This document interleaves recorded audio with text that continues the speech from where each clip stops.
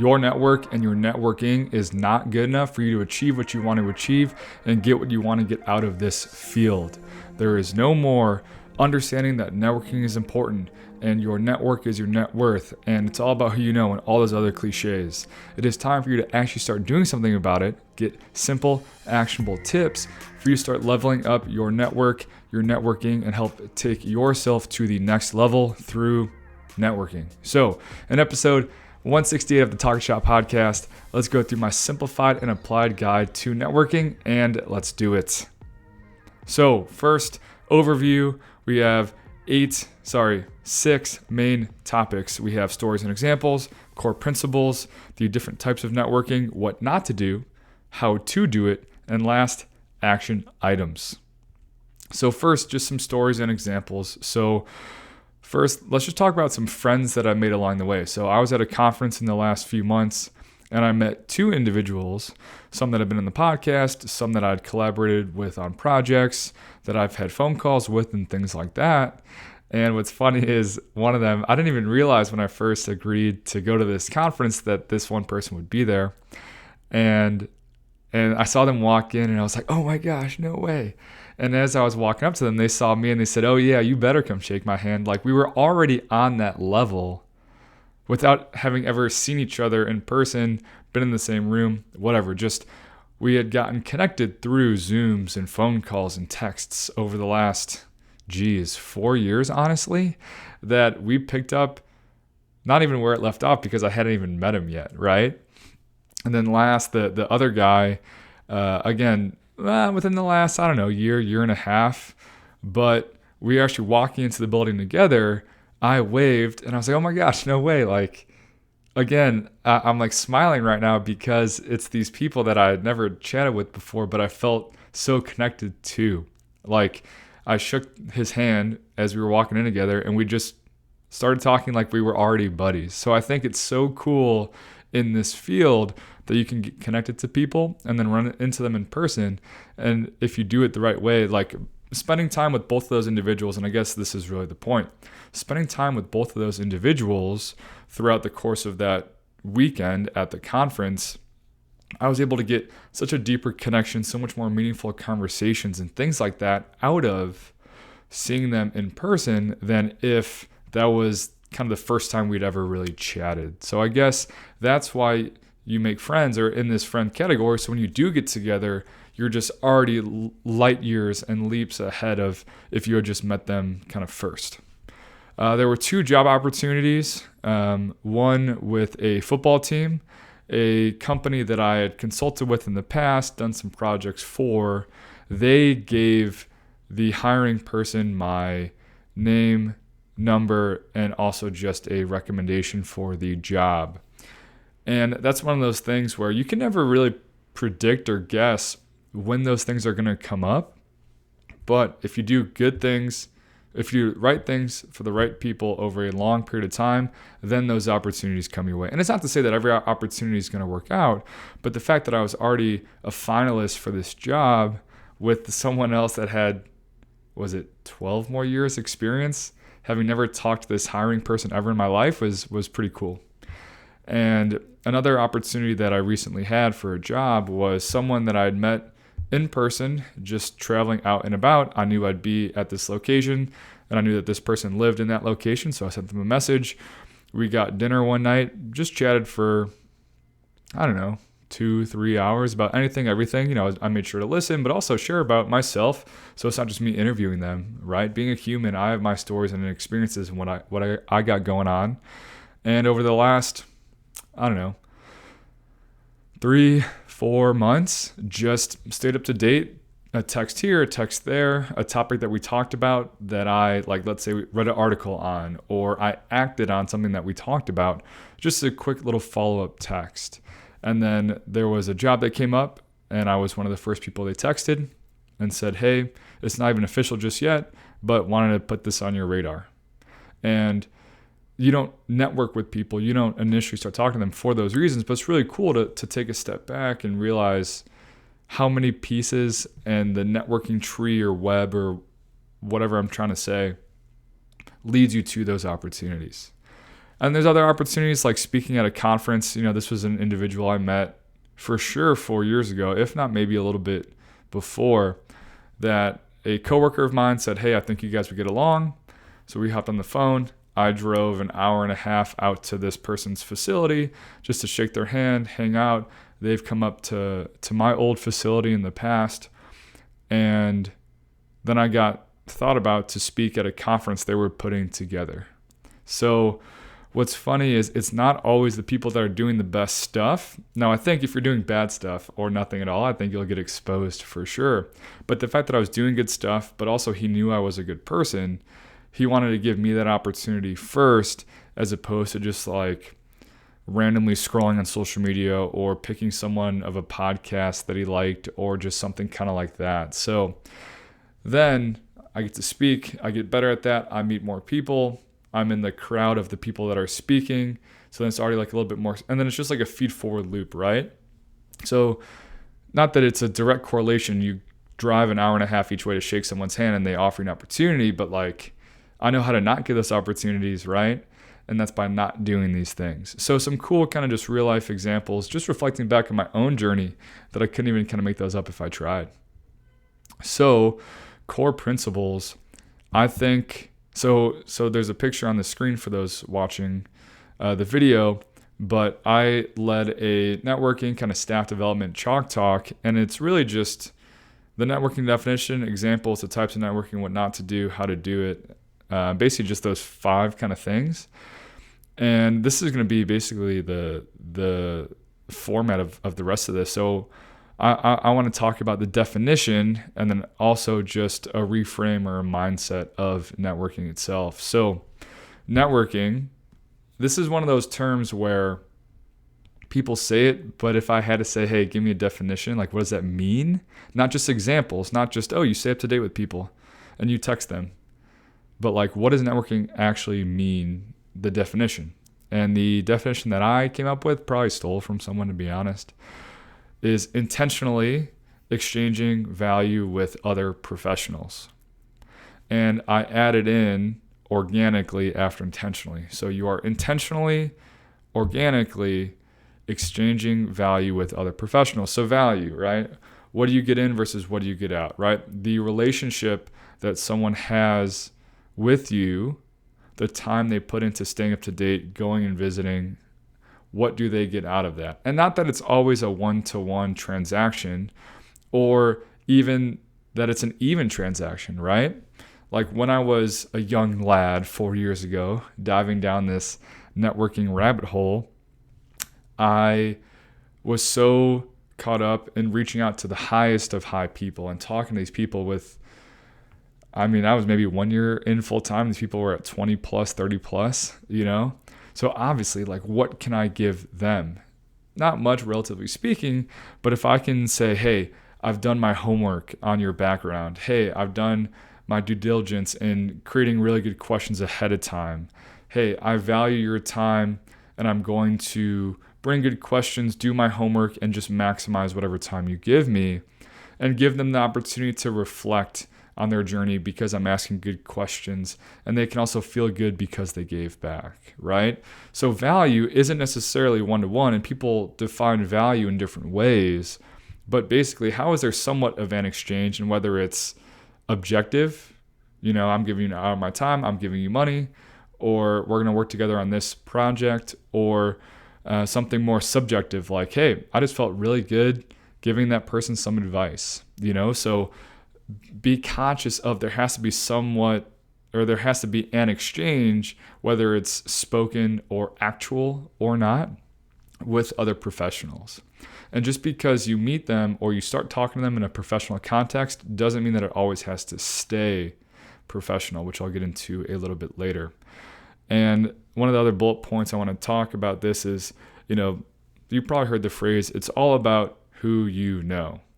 But I want to flip that into it's all about who knows you, right? So let's use an example of the Florida Panthers just won the NHL Stanley Cup, right?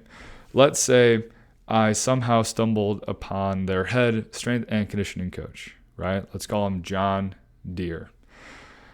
So I can come on my YouTube and my podcast and all of these things and say, oh, I know John Deere, such a good guy. We had such a great phone call. We talked about X, Y, Z, and all these things. But what does that really do for me? Probably not much besides like maybe look like I'm like a clout chaser. Or I'm just a name dropper. Besides the actual value that he has given me in his advice and time. But on the flip side, if John Deere goes, oh, I know Matt, he's a really good dude. He makes good content. He's very thoughtful and professional, and I've enjoyed my few phone calls with him. How much farther is that going to go when I'm applying to a job with the Florida Panthers? Or when his buddy texts him and say, hey, we just got a new opening. Do you want to toss anyone's name out there, right? So who knows you? Who is willing to vouch for you? Who's willing to put your name with their name? That's when the network kind of comes full circle and opportunities come your way. So it's not just about name dropping, but who can you give enough value to, whether it's as a friend or whether it is actually professionally collaborating, doing projects together. Basically, who can you get to think about you for stuff? Oh, we have a last minute opening to speak at this conference, right? Oh, we have a new job. I'm going to text my buddy that I really trust, and then whoever he gives me, I'll tell those people to apply, right? Or, hey, I'm at a conference and I want to give this guy that I've had phone calls with and texts and all these things over the last few years a little sneak peek tour that not everyone else is going to get, right? All of these things to make people know who you are, not just your ability to say, I've talked to them a few times. So how do you intentionally exchange value with other professionals? And value isn't always one-to-one, or what people define as valuable isn't always even or the same. But those are going to be the core principles of networking. Types of networking. So typically when people think about networking, they're thinking about upward, right? You're reaching out to people relatively above you. You know, you can say more experience, a better job, whatever it is. And this is your attempt trying to grow, trying to get more, trying to go farther, go different places. And this can be really tough, as I kind of alluded to earlier, when you're only reaching up to people who are ahead of you, really busy, might not say yes, and just the self-doubt that I had when I was going on this journey myself of, well, who the heck am I to ask for an hour of their time, right? Why would they say yes to me? And some of them don't. Some of them don't even respond. So I think when you're trying to grow, you can learn, you know, how cool is it with the internet that you can listen to a podcast, you can read an article, and then you're just like a DM away to potentially chatting with them live, you know, pretty cool. So you can network upwards when you're trying to grow. You can network laterally, which I think is one of the most underrated ones, and I'm excited to talk about this. And that is when you're trying to network kind of together, where it's people relatively on your level of the same experience, same job title, same kind of place in their career-ish. You know, everything's like plus or minus a few years, right? So if I'm 4 years into coaching full-time, I'd say everyone kind of in that 3 to 6-ish year experience range, I'd probably say are on the same level as me. Networking upwards would be people kind of like 10 plus years in, and then people kind of networking downwards would be people only 1 or 2 years into being full-time. This would be interns, GAs, and things like that. But if I had to challenge you, and again, I'll hopefully get into this in the action items later, is networking laterally, I need to do a better job of myself, admittedly, because it's not that it's like, what can this person do for me? But like, that's just not the first person you would think of to like reach out to and talk to and things like that. So I think it's good to network laterally, basically have friends or professional friends or more like peers to feel connected to others, and also to not feel completely crazy, right? Someone to bounce ideas off of and things like that. And then networking downwards, that's where you teach. So that's going to be, you know, you guys have an intern or a GA or someone that just got hired or it's their first full-time job, that you can a little bit more intentionally kind of take under your wing, or if like someone came to visit me at my last job, and then they would text me every now and again, just an update, and I would reach out to them, right? Showing that I value them as a person. I value their time. I'm grateful that they came in person and talked to me. So now I'm going to pay it forward and say, all right, you've not necessarily earned my time, but it's like, oh, I'm thinking about you. Like, I thought you were a good dude. I want to stay up to date with what you got going on and kind of offer help whenever I can, right? So when you're trying to grow, you network upwards. When you are trying to get together, you're going to network laterally. And when you're trying to teach, you'll kind of network downwards. What not to do. So if we know what networking is, what's the premise, what we're shooting for, and who to network with, well, eventually we'll get to what to do, but I think it's also important to talk about what not to do. And it's very simple. It's just 2 T words. You have touch and you have task. I stole this concept from Steve Breitenstein and Jeremy Boone and some of their leadership and small business development.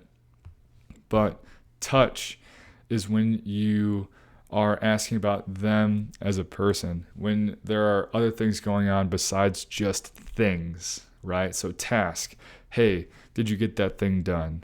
Hey, I need this from you at this point in time, right? Just matter of fact, just things or just tasks. And how annoying is it? And I'll out myself here again, sharing my experience and my shortcomings, is I was talking to Steve and I was like, why do I feel like every time I text someone to network, I'm only asking them for an hour phone call? And then I pulled up a text conversation as an example, and he was like, well, that's because that is the only thing you do. Right? Like, when's the last time you texted them not to hop on the phone? Just about, honestly, anything else. And I was like, oh, that's a good point. So even when it is trying to create touch, right? That if it's only about touch or only about things, a task, hey, can we schedule a phone call? Hey, when are you free? Hey, let's do it. Hey, thanks for your time. Again, even when you're trying to be task, it can turn, or when you're trying to be touch, it can turn into task.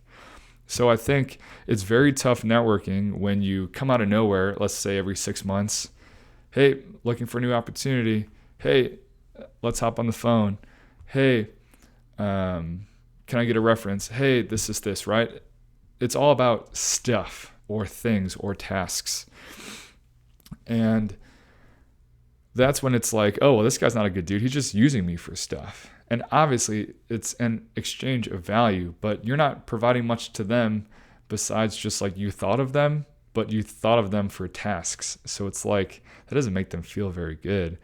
So I think it's important to keep in mind that you can talk to people, and I'll get into this later, not just to have phone calls or about the direct networking, I guess, let's say talking.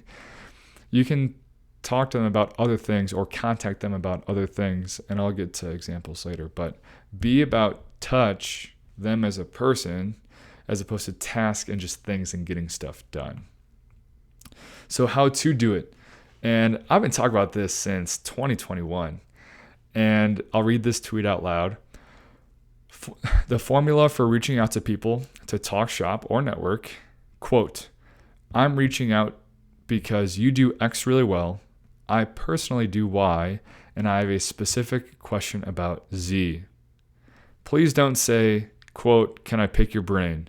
Be as specific as possible. Make them excited to say yes. And I'll just use myself as an example. As I've been making content, I've been coaching 4+ years. So if someone reached out to me and they said, I'm reaching out because I really liked your article on how to be a really good mentee on Simply Faster. I am in charge of all of our interns at my current job. I'd love to ask you questions about this, and this, right? Or, hey, super cool Instagram post about the 1080 sprint. We have one at my facility. I'd love to learn more about your profiling kind of protocols.